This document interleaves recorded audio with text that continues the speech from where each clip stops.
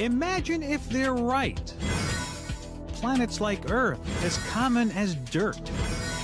Kinda changes everything, doesn't it? If that is what's in store, then exploring space in the future figures to be quite an adventure. Picture being able to leapfrog your way from near-Earth orbit to the Moon, to Mars, and then beyond, all the way to those Earth-like planets. The questions then are simple. How? When? And who gets to go? All of us wonder what's out there in outer space. When at last we said our final goodbyes to the 20th century, fewer than 400 people had experienced the thrill of space travel. Now, it's our turn. 50 years after the Wright brothers flew, we had regular transatlantic airplanes carrying you and me across the ocean taking vacations. 50 years from now, space travel will be available to the man in the street. We're talking about not just millionaires and entrepreneurs and daredevils and astronauts. We're talking about school teachers. We're talking about children. We're talking about ordinary citizens having the capability of fulfilling the thrill of a lifetime, to soar into outer space. This is one of the biggest changes coming. Space exploration that includes everybody. Why will it happen? 3 reasons, really. Number 1, we want to go. People love to take adventures and see what's over the next mountain range. And space is our next mountain range. It's the only place we haven't gone. We will be sending civilian tourists into space. That's guaranteed. Number 2, we really don't have a choice. In the future, our very survival may depend on whether or not we can explore outer space. It's very dangerous out there. There are comets, there are meteors. The Earth itself, the atmosphere could change and make life very difficult on the planet Earth. That's why this urge to explore will eventually save the human species from extinction. But most of all, number 3, there is a lot of money to be made. The future of space exploration and commercialization is going to change history more than anything else going back to the beginning of time. I fundamentally believe that the first trillionaires are going to be made in space. Everything we hold of value here on the planet, minerals, metals, real estate, information, energy, is available in near infinite quantities in space. It's not a matter of if, it's a matter of when.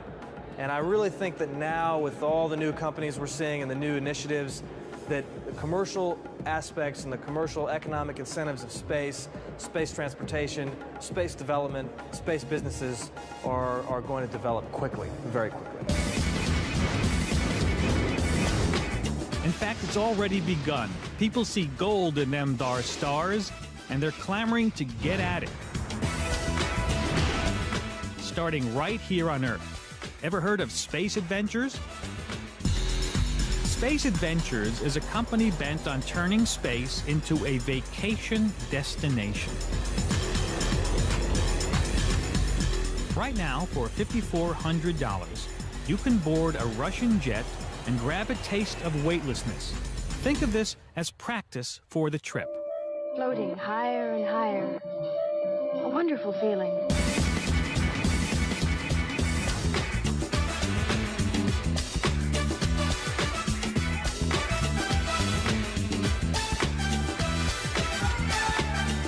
It's absolutely a physical sensation you cannot reproduce. It's unbelievable.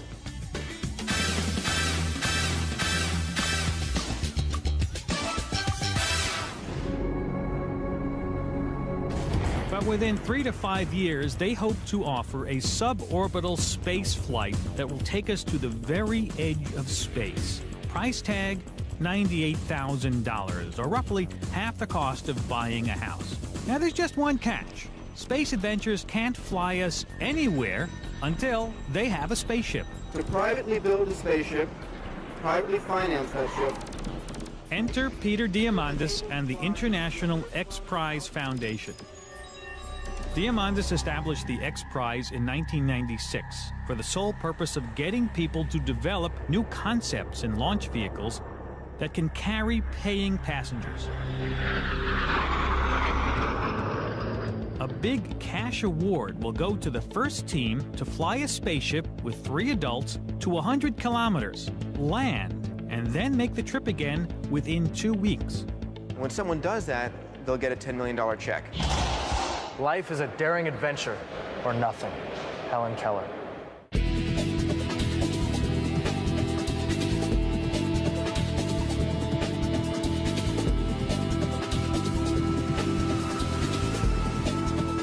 Now, instead of waiting around for NASA, 17 companies from 5 countries are determined to beat the space agency at its own game and build a new generation of hardware. The hope and the expectation is that through this competition, we'll be able to generate not one, but maybe a dozen different designs specifically put together to carry you and I into space as tourists. Concepts range from sea-launched rockets and spacecraft that grab a tow to get off the ground to the Roton rocket that lands like a helicopter.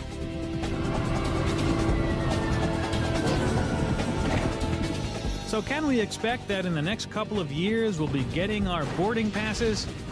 Well, I wouldn't count on it, because the X Prize contenders have run into a very big problem: money. Spaceships are expensive to develop, and even more expensive to get off the ground. Imagine John Glenn made out of solid gold. And then you understand the cost of what it took to send John Glenn into outer space. $10,000 per pound to put anything in orbit.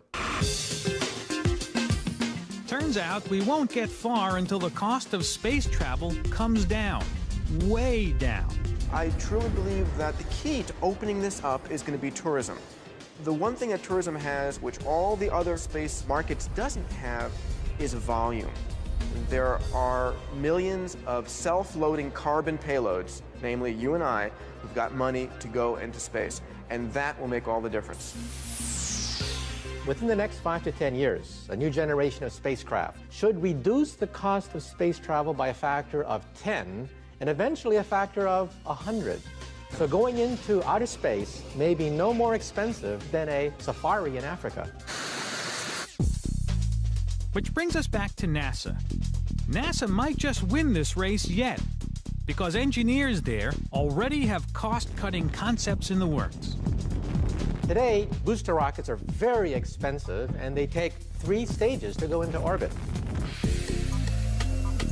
New NASA designs for the near future promise single-stage-to-orbit vehicles, completely reusable craft that fly into space and return like an airplane without dropping any parts. The next hurdle is to replace conventional propulsion.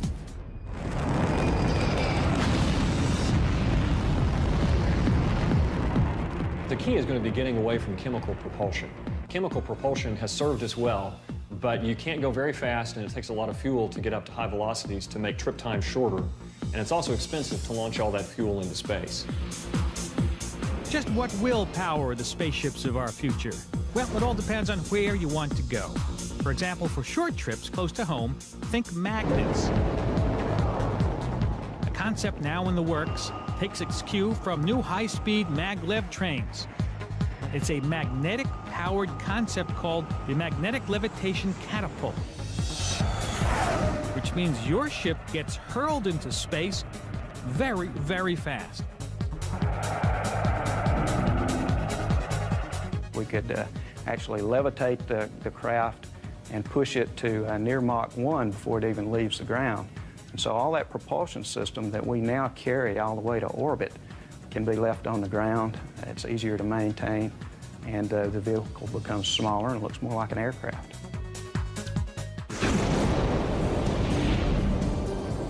So, is it now just a matter of time until we hop aboard a spaceship to the nearest Earth orbit? Maybe not, because in order to get to the future, we first have to prepare ourselves. The next question you gotta ask yourself then is, how strong is your stomach?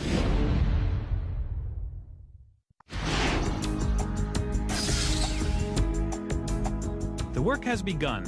Now the journey that will one day take us to those Earth-like planets seems inevitable.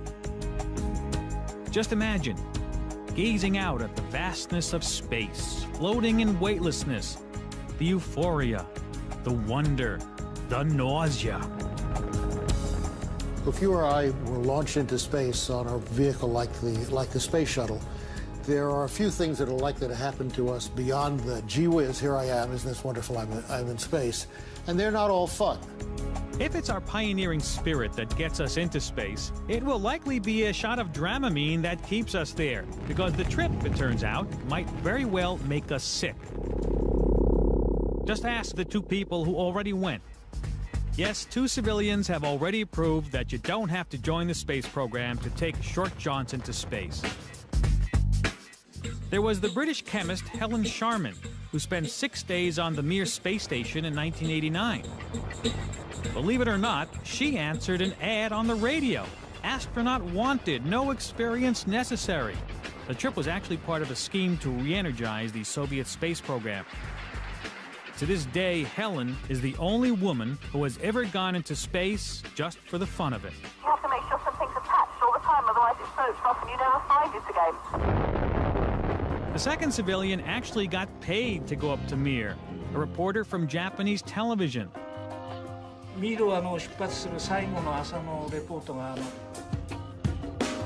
Trouble was, instead of the usual everything's A-OK, Akiyama radioed his wife, "I am definitely not okay."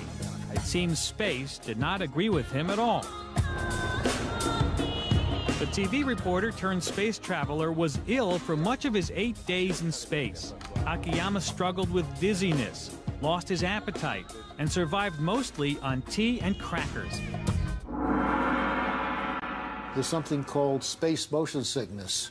The reason for it, we have come to learn after a lot of experiments in space, is pretty clear. It's a form of motion sickness very much akin to air sickness and seasickness. And it doesn't hit everybody, but it occurs to between 2/3 and 3/4 of all first-time flyers. I just bent my knees and my stomach came up. I wasn't even feeling sick. The 3 of us have bags, and I put it to my mouth. I looked up and someone handed me a wipe to clean up, and when I wiped my mouth, pieces went floating off. Geez, I had to grab them and put them back in the bag. Not fun. Nausea, sweating, headache.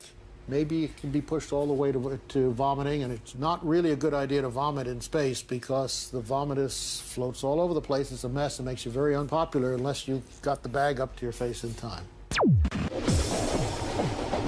Front and put your feet in the foot holders.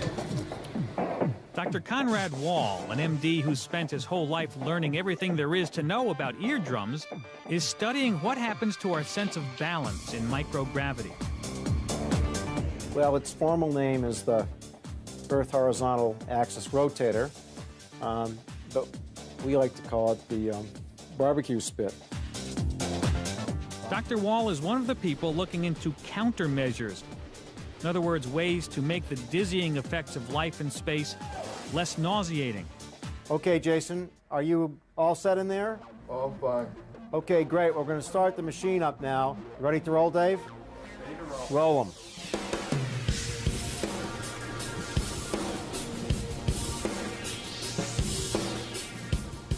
Using the so-called barbecue spit here at the Massachusetts Eye and Ear Infirmary in Boston, Wall is monitoring what happens to the body's central nervous system when it gets tossed around like a piece of luggage, just as it would be on a ride in weightlessness.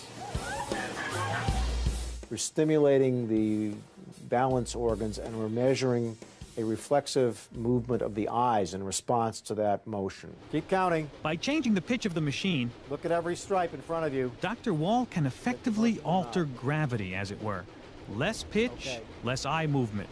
More pitch, more eye movement. And more motion sickness. Count out loud. And that gives us a sense of what's going to happen when there may not be gravity. Creating gravity in space would solve everything. But short of that, countermeasures are still pretty limited. Shots similar to Dramamine help. So might practice. That Space Adventures ride could constitute practice. But the simplest countermeasure is to wait it out as your body adapts to weightlessness. Apparently, your body will eventually come to grips with the nausea on its own. For starters, though, Dr. Wall does offer this advice. If we were going to space tomorrow, I would eat a light meal tonight, get a lot of rest, and be prepared to take it easy for a couple of days so that I could enjoy it. Conquering the effects of weightlessness is only step one. Next, you have to fight the disorientation that comes from having no real up or down. In other words, the nausea could come back once you get out of your seat and start moving around.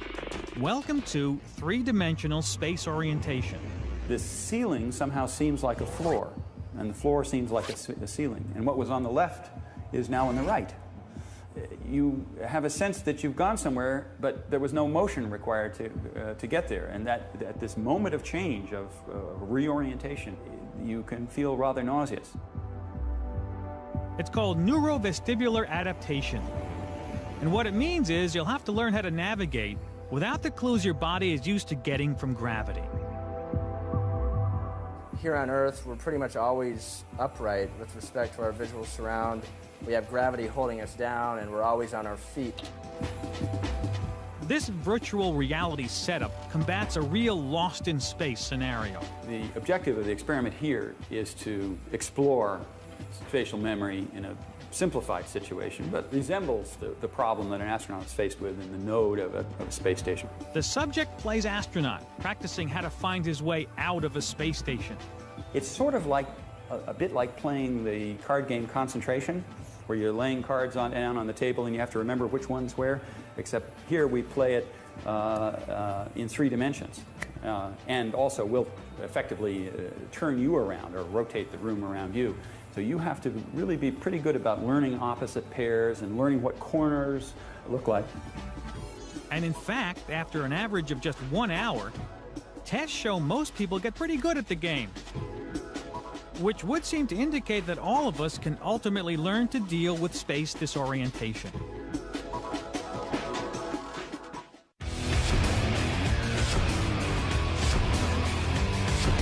Without progress, deviation is not possible. Who said them? We're speeding Frank Zappa, you know that. Just kidding you. Now that we know what to expect, where will we go? Well, our first stop might be the International Space Station or something just like it. And if so, we're likely to lounge around in a place like this. It's called Transhab, as in transit habitat. Transhab can be attached to things like the space station and then inflated. A prototype has already been tested in NASA's space simulator.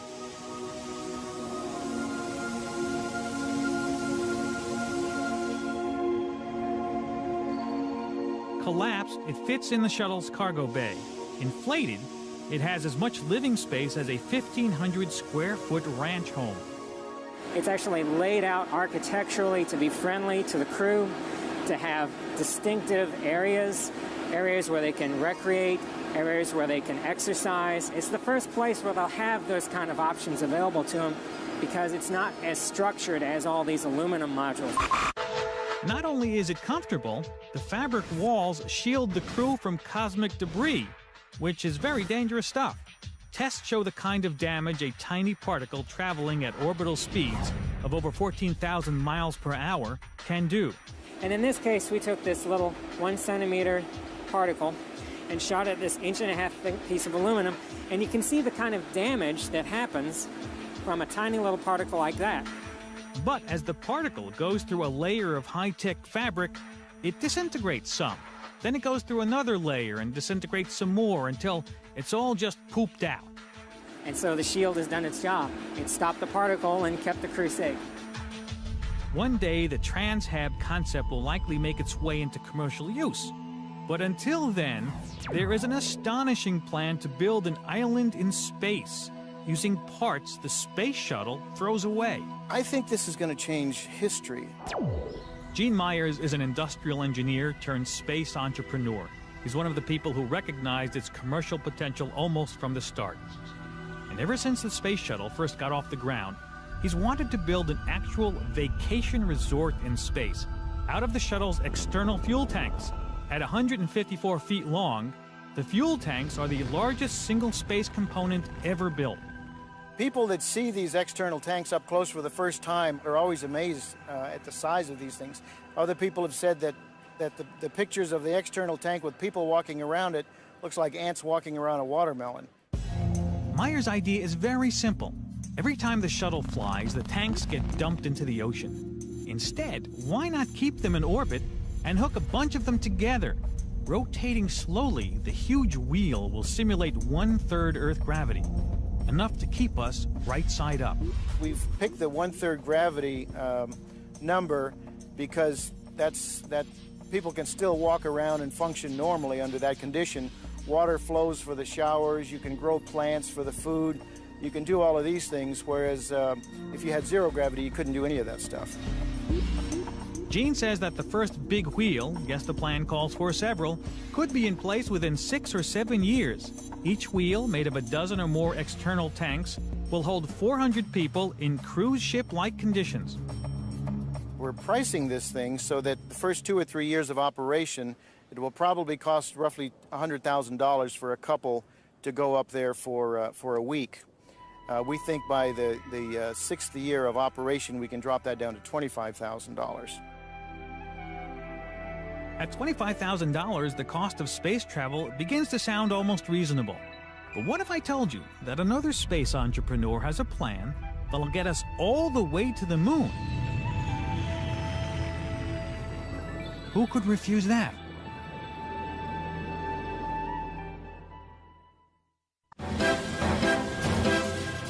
I never think of the future. It comes soon enough. Albert Einstein.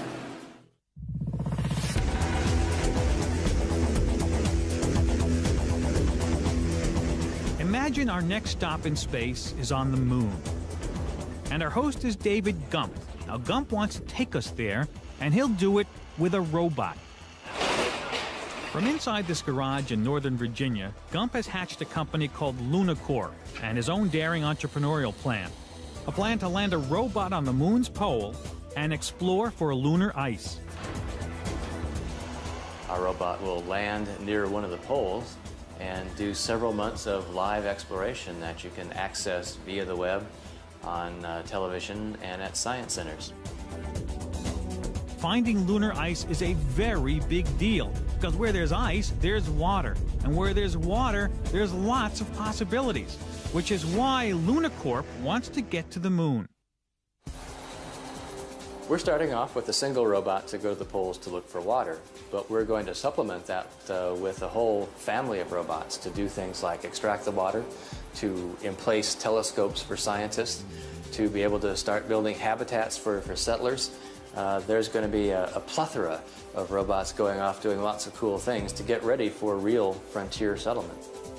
Water on the moon would not only mean we could grow crops, we could also make rocket fuel. And if we could make rocket fuel on the moon, that means we can land there and refuel our spaceships and go deeper into the solar system at far less cost than if we had to haul all of our fuel up from the Earth.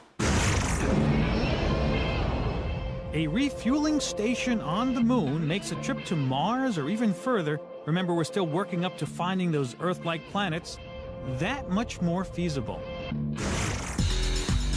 Before that can happen, though, Gump has to get his robots to the moon. A new concept in the works at NASA could be the answer. They call it the tether. The idea is that to haul stuff around in space, why spend money on conventional fuel? Instead, sling it around like a yo-yo.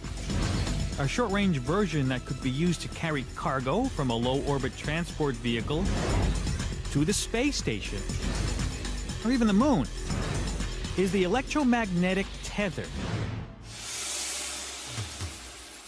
Now here's how it works. A satellite reels out a long, thin wire. Electricity flows along that wire, making its own magnetic field.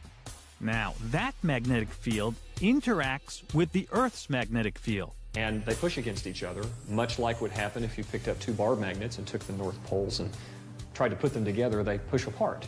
Well, we're using that same kind of a force to push on our tether thanks to the Earth. And therefore, we don't have to use fuel or any kind of propellant to move. And that means that maneuvering cargo like Gump's robots suddenly becomes very cheap. Now that's significant because in the past you'd have to use chemical rockets to do this maneuvering. Again, taking hundreds of pounds of fuel at $7,000 to $10,000 a pound to get into space. And the beauty of an electrodynamic tether is that it's completely reusable, so your cost per mission can be dramatically lower. Once his robots are on the moon, Gump can realize his dream of building a refueling station that can help us travel to Mars. But how will we get there? Mars is at least 35 million miles away.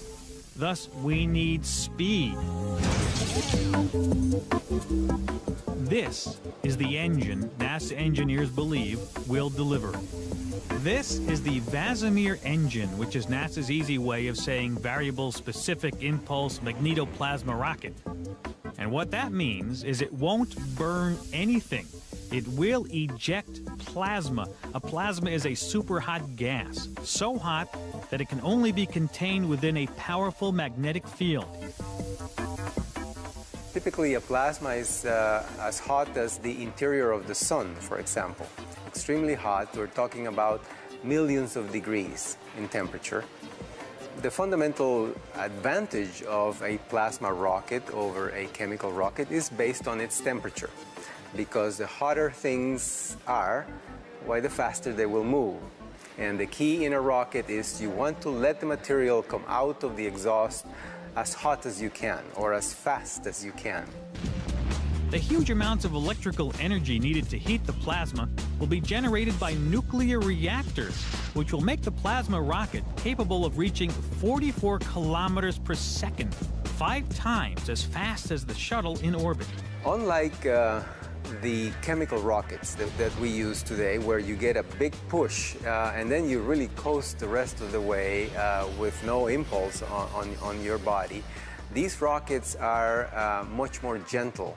And however, their push is continuous, so the rocket is on all the time. The net result of all that power is that a plasma rocket will get you to Mars in a fraction of the 18 months it would take with conventional rockets. We can reduce the trip time to the order of 90 days, for example, or maybe even faster than that. And that is very good news for human space travel. 90 days is still a long time when you take into account everything you will have to do without. Truth about the future of space travel is that if you don't like camping, you won't like a prolonged stay in space. Common day-to-day experiences will become complicated procedures. Imagine, if you will, zero-G hygiene. You have to get used to the idea that going to the bathroom may be a little bit more inconvenient than going to the bathroom on a jetliner. So you're going to have to get used to the idea, first of all, of drinking through tubes. Otherwise, your dinner will be literally in your face. You'll have to get used to the idea of having suction take care of bodily functions when you go to the bathroom. Obviously, there's no sewer system and no city services along the way, or even once you arrive on Mars, which means you'll have to drink recycled sweat and urine. Call this the ick factor. NASA has built another space prototype that illustrates the ick factor, the bioplex, a sort of space, an example of a closed-loop environmental system. Whoever is inside this atmospherically sealed chamber must recycle their own, well, you know. With an eye towards the future, NASA has already locked a crew of 4 people inside the bioplex, what they affectionately call the can, for a mission, or was that a sentence, of 91 days. Eventually, they will confine one lucky crew for a year and a half. Good. During the 91-day test that Nigel was the commander of, we started that test with a little over 200 gallons of water, and we finished that test with about 200 gallons of water as well, but we processed 2,000 during the test. Through the crew. So we processed that water about 10 times. He drank the same water about 10 times, and he's living proof that it works. Besides testing how to make the most out of limited air and water, the crew discovered what it may be like traveling to other planets without all the comforts of home. You literally know everything about those people. There is no privacy in those chambers. There's no audible privacy. So you know how many times they go to the bathroom. You know how much they sweat when they exercise. So you really have to be very open with each other. You certainly need a sense of humor. But what about being somewhere else, say on the surface of another planet? For example, Mars. That the can't do. So instead, we travel to Mars on Earth.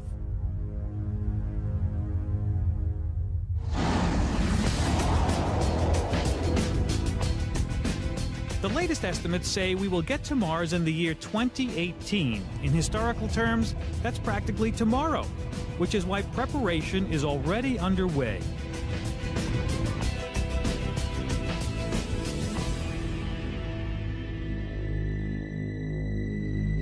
Welcome to Devon Island, the closest thing to Mars on Earth.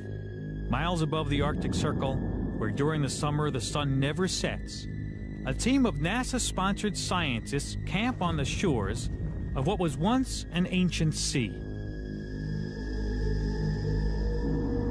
Devon Island is an incredible place. It's the largest uninhabited island on our planet. It's about the size of West Virginia. And when you are there, you are the population of Devon Island. The best way to predict the future is to invent it. Alan Kay. Is that all right? Yes, that's perfect. This is NASA's rehearsal for your trip to Mars. The idea was to find a place so remote, so uninhabitable, so unearthly that it's like standing on the surface of another planet. And then send an expedition there to do a run-through. In a case like this, an expedition to a world that's a cosmic ocean away, there are the devils in the details. You are planning the mother of all camping trips. This is an expedition that will last 2.5 years. If you forget something at home, there's no going back to go get it. You are on your way to Mars, and you better be prepared.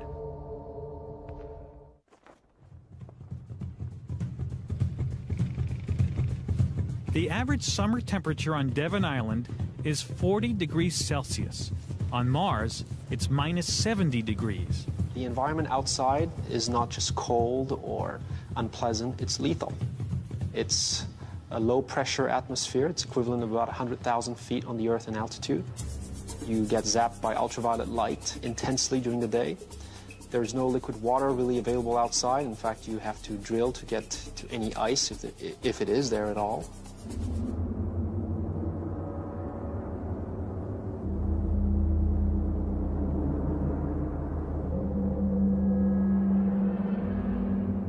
In this unearthly place that appears completely barren, NASA explorers aren't just looking for water, they're looking for signs of life and finding that it can flourish in the least likely places. Wow, look at these. These are all green on the rocks. You can see the cyanobacteria here. Oh, yeah. You know, we should look at them under microscope also before we sequence them. That's a good idea. Just to see what they look like. And I think we have one back at Yep, base camp. I'll look at them in the lab. If we're going to look for life on Mars, or at least dead life on Mars that might have been there 3 billion years ago in ancient Martian lakes, it's microbes like these that we have to try and look for, or at least their remains, to try and find evidence of past life on Mars. Mars will be different, there's no question. But what we're gaining here is background, experience. By noticing, for example, where the hot springs are located in the crater, we can strategize as to how we might go about finding those same hot springs on Mars. If scientists can unravel the life forms of Devon Island, this might tell us a lot about what sort of things could survive on Mars. We hope to potentially one day engineer microorganisms to contain gene sequences such as those found here on Devon Island that we may perhaps one day take to Mars with us so that they can live there also. If they can live there, chances are we can too. And if life can be found on Mars, it stands to reason we can find life elsewhere, say on the next leg of our journey into deep space. But for that, we're gonna need a whole other way of traveling. Think science fiction.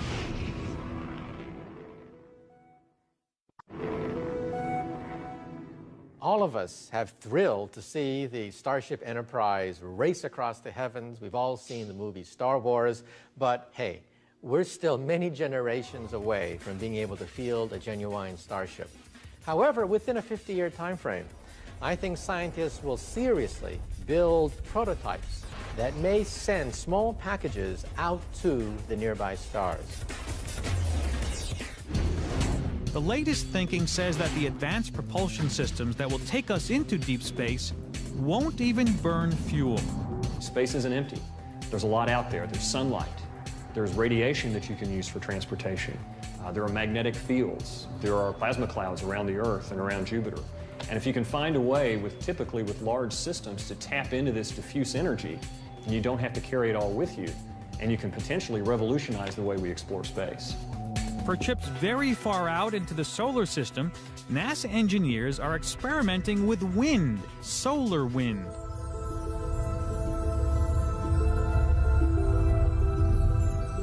Turns out there's enough of it that someday we might actually sail through space.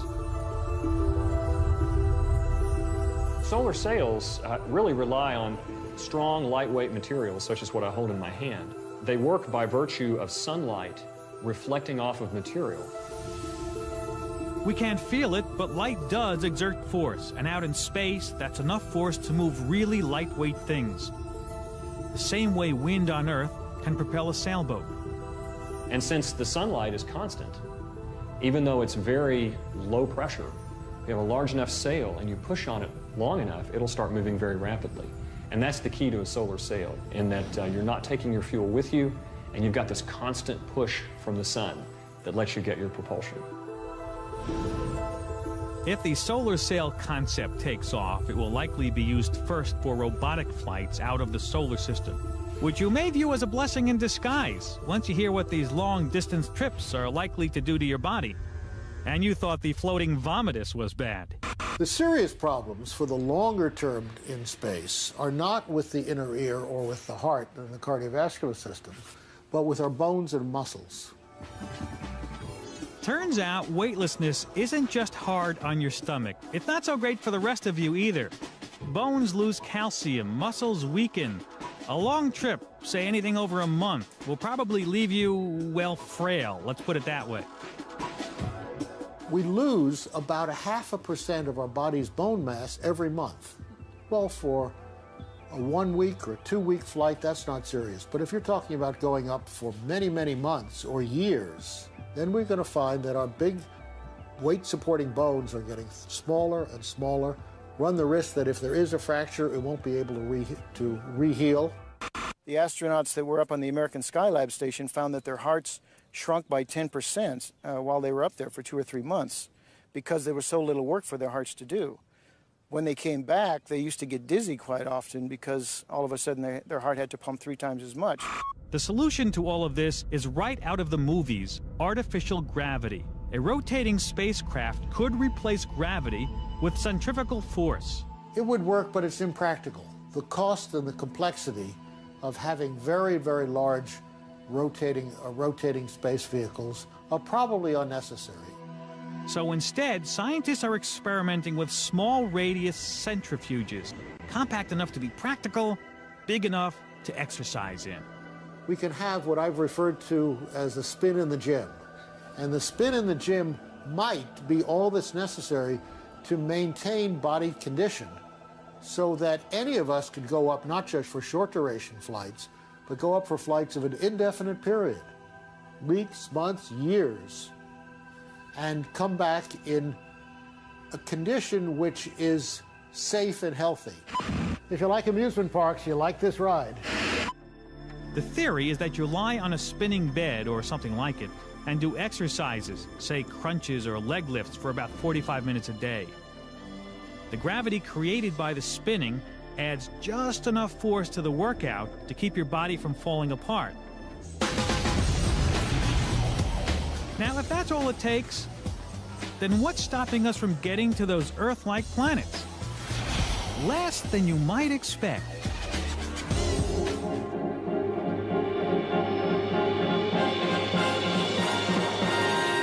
You're going to have to feed me that first line. I wasn't kidding.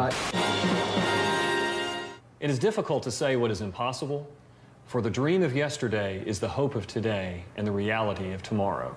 Robert Goddard.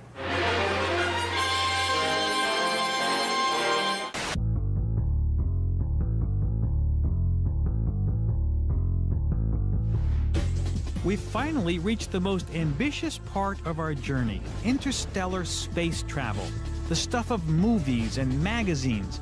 Or is it?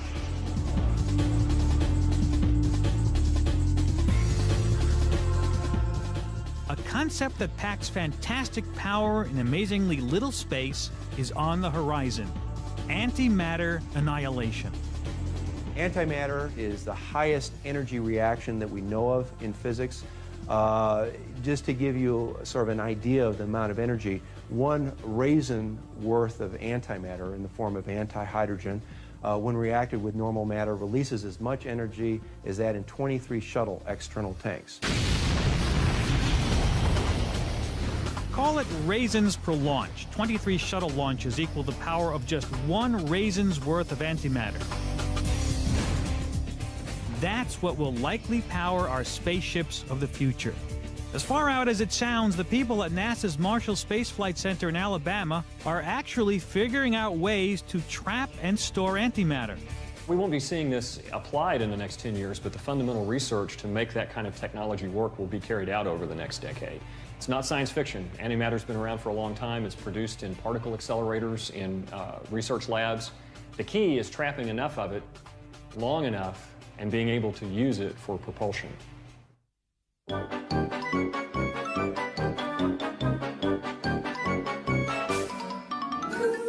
It's kind of fun to do the impossible. Walt Disney. Assuming they can get this antimatter idea to work, and why assume they won't, then we should be on our way to the farthest corners of space, in search of the Earth-like planets we've waited for. And chances are, we'll already know exactly where to look. NASA has another trick up its sleeve that, if successful, will point us directly to our final destination. It's a program called Origins.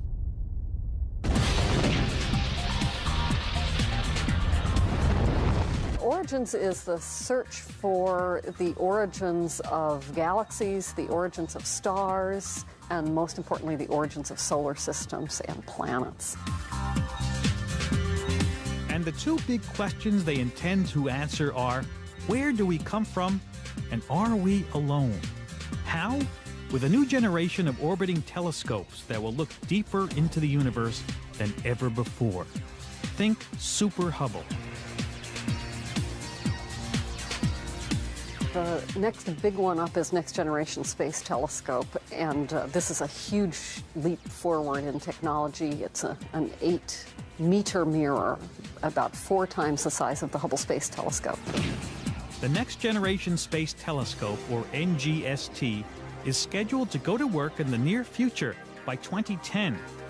Bigger means that you can collect more photons so that you can see things farther away. And so NGST will look for very distant galaxies. And one of the things that it hopes to find is the first galaxies. The most beautiful thing we can experience is the mysterious. Albert Einstein. Sorry.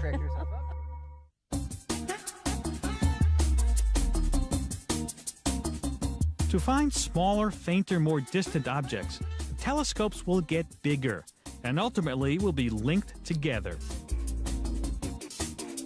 The sequence is that first you build something large, like Next Generation Space Telescope, and then you put that thing in an array of telescopes. So first you start with something large, and then you array them up into an interferometer, and then you make something even bigger, and then you do an array of 30-meter telescopes.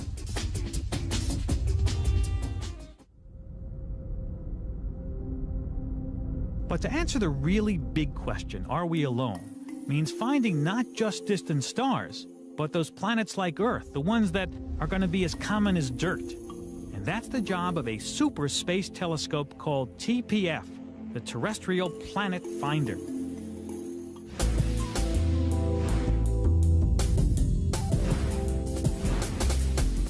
As fantastic as it sounds, NASA scientists actually believe Earth-like planets could be found within 15 years. Then comes the really exciting part. The next event that's going to get the kind of excitement that Sputnik and Apollo had is going to be hard evidence for life outside of Earth. There is life outside of Earth. I'm absolutely convinced of it. I don't mean extraterrestrials. I don't mean people I don't like characters, but I mean evidence of life, either past or present. And that is going to excite the imagination of everybody here on Earth in a way which is at least as exciting as the dawn of the space age. I think intelligent life is going to be very rare, but I think life itself is going to be ubiquitous.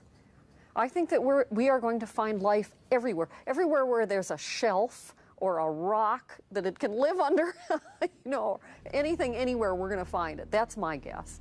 It's just going to be everywhere, but it's not going to be very advanced life. It is that people who speak or squawk or grunt or whatever are going to be really rare.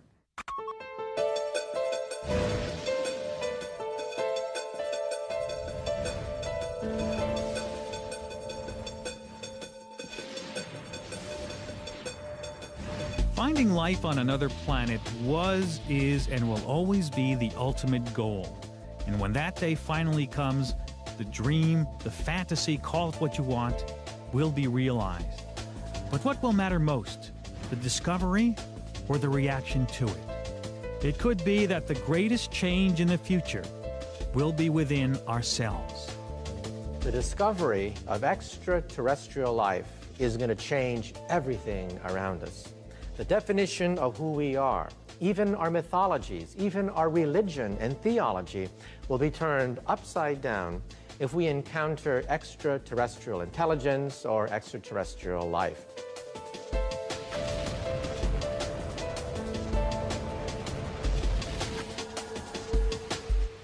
Anything else going back to the beginning of time.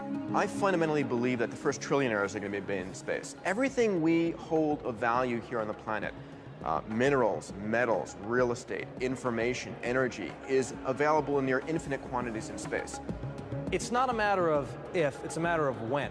And I really think that now, with all the new companies we're seeing and the new initiatives, that the commercial aspects and the commercial economic incentives of space, space transportation, space development, space businesses are going to develop quickly, very quickly. In fact, it's already begun. People see gold in them dar stars, and they're clamoring to get at it. Starting right here on Earth. Ever heard of Space Adventures? Space Adventures is a company bent on turning space into a vacation destination. Right now, for $5,400, you can board a Russian jet and grab a taste of weightlessness. Think of this as practice for the trip. Floating higher and higher. A wonderful feeling.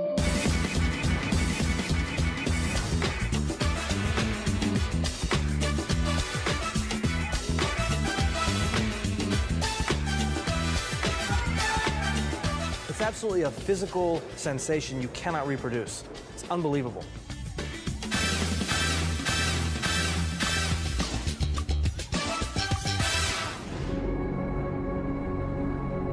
But within 3 to 5 years, they hope to offer a suborbital space flight that will take us to the very edge of space. Price tag, $98,000, or roughly half the cost of buying a house. Now, there's just one catch. Space Adventures can't fly us anywhere until they have a spaceship. To privately build a spaceship, privately finance that ship.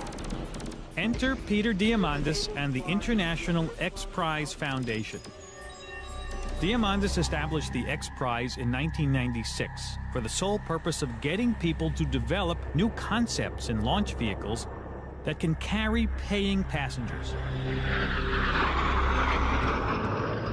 A big cash award will go to the first team to fly a spaceship with 3 adults to 100 kilometers, land, and then make the trip again within 2 weeks.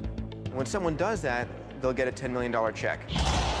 Life is a daring adventure or nothing. Helen Keller.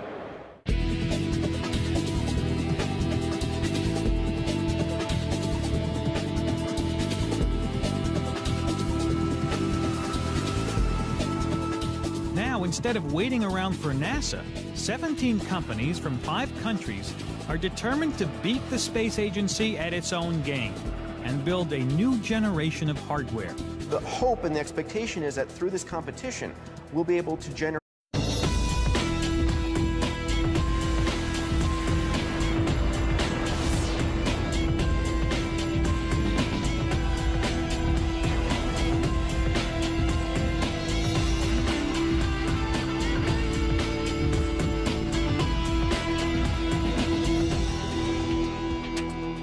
Imagine if they're right. Planets like Earth, as common as dirt. Kinda changes everything, doesn't it? If that is what's in store, then exploring space in the future figures to be quite an adventure. Picture being able to leapfrog your way from near-Earth orbit to the Moon, to Mars, and then beyond, all the way to those Earth-like planets. The questions then are simple. How? When? And who gets to go? All of us wonder what's out there in outer space. When at last we said our final goodbyes to the 20th century, fewer than 400 people had experienced the thrill of space travel. Now, it's our turn. 50 years after the Wright brothers flew, we had regular transatlantic. Not one, but maybe a dozen different designs specifically put together to carry you and I into space as tourists. Concepts range from sea-launched rockets and spacecraft that grab a tow to get off the ground, to the Roton rocket that lands like a helicopter.